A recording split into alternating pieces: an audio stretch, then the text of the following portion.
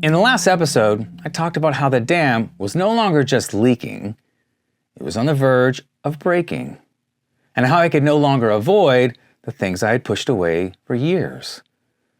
This is where I had to start looking inward. At the beginning of the next year, my girlfriend had moved out, and suddenly there was silence, more time alone, more space for my thoughts, and more room for everything I had been avoiding. By April, I started a new job, working from home. I'll talk more about that in the next episode. But even with a fresh start, I still had too much time inside my own head. I started replaying everything and trying to understand how the relationship fell apart. And the hard truth hit me. I didn't fail this relationship overnight. I failed it by avoiding the things I should have faced years ago. I began looking back at past relationships, and that's when the pattern showed itself. The same behaviors, the same distancing, and the same excuses.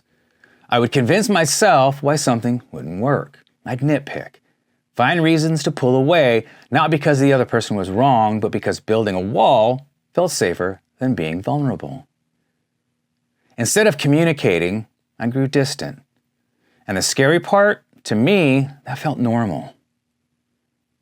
But it wasn't healthy. It was self-sabotage, and if I ever wanted a meaningful, loving relationship in the future, I knew I had to face that. No more denial and no more pretending.